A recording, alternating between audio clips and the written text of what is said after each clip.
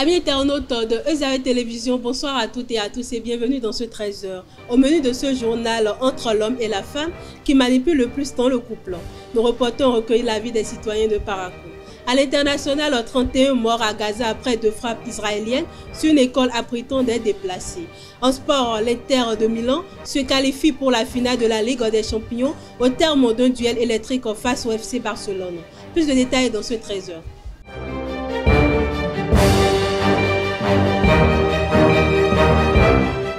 À nouveau, bonsoir mesdames et messieurs. Dans une relation amoureuse, la sincérité est censée être la base. Pourtant, certains partenaires usent de stratégies parfois subtiles pour tirer profit de l'autre. Mais entre l'homme et la femme, qui manipulent le plus dans le couple, nous avons tendu notre micro aux citoyens de la ville de Parakou. Suivez leur réaction au micro de nos reporters. Je peux dire que la femme manipule plus que l'homme. Parce que la femme trompe plus que l'homme. Comme nous le savons tous, de nos jours, ce sont les femmes qui manipulent l'homme. Ils font semblant d'aimer l'homme, mais ils aiment souvent les hommes à cause de leur argent. Peut-être, par exemple, si tu es riche, après quelques mois ou quelques années après, si tu perds le boulot et puis tu redeviens pauvre, la fille peut toutefois te laisser. C'est la femme. Supposons dans la vie actuelle, et en allant quelque part, un gars te drague sur la voie et commence par te poser des questions possibles. Et selon toi-même, tu sais que tu mens. Mais tu sais que tu as dit à quelqu'un d'autre. Un jour, le gars te voit avec quelqu'un d'autre et tu dis que non, que c'est si, non, c'est mon frère, tout ça. Bon, il y a beaucoup de raisons. Le ministre des Enseignements maternels et primaires, Salimane Karimou, a effectué ce mardi une tournée surprise dans plusieurs écoles publiques et privées de l'Ouémé et du Plateau. L'objectif est de s'assurer du bon déroulement des révisions autant pour moi en vue de l'examen du certificat d'études primaires CEP prévu du 2 au 5 juin 2025.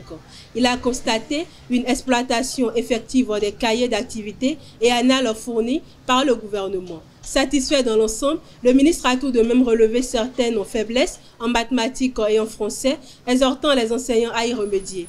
Il a également encouragé les élèves à rester concentrés et à redoubler d'efforts pour faire mieux que la session 2024.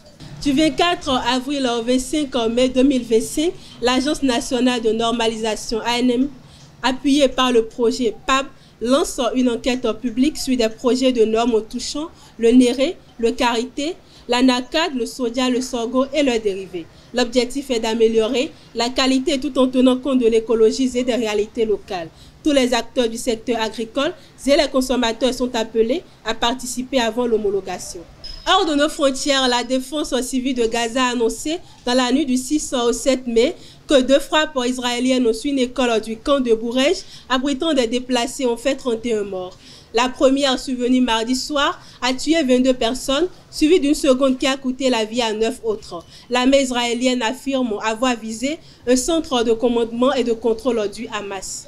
Une attaque de drone a visé ce mercredi 7 mai la plus grande base navale du Soudan à Port-Soudan, selon une source militaire. C'est le 4e jour consécutif de frappe sur cette ville de l'est du pays, siège provisoire du gouvernement en guerre contre les paramilitaires.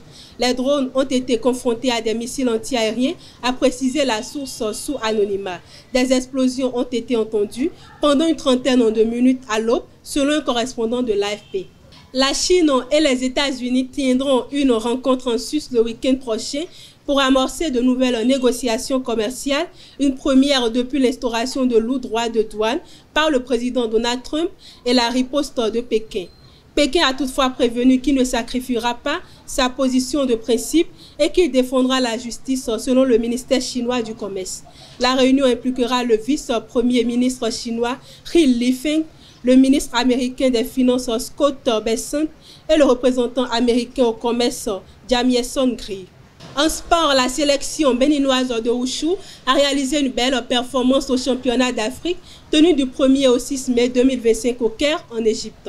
Face à des nations comme l'Algérie, la Tunisie ou encore le pays hôte Le Bénin a décroché 17 médailles, 3 en argent et 14 en bronze. Des athlètes comme Fabrice Onoudofine, Odilon Agbadjaouto, Friginto Dako Vigan et Diane Koudjega se sont illustrés dans les épreuves de Taolu et Sanda. Le Bénin repart avec des distinctions individuelles et collectives, confirmant sa montée en puissance sur la scène continentale du Wushu. Et pour finir, l'Inter de Milan s'est qualifié pour la finale de la Ligue des Champions 2024-2025 en éliminant le FC Barcelone après un match en retour spectaculaire 4-3, faisant suite au nul 3-3 de l'aller. Menés 2-0, les Catalans ont renversé le score avant d'être rejoints à la 93e minute par Acerbi. En prolongation, Fratessi a inscrit le but décisif pour les interistes. Le Barça, malgré ses efforts, échoue aux portes de la finale. C'est tout pour ce 13h. Merci de m'avoir suivi. Bon appétit chez vous et à très bientôt.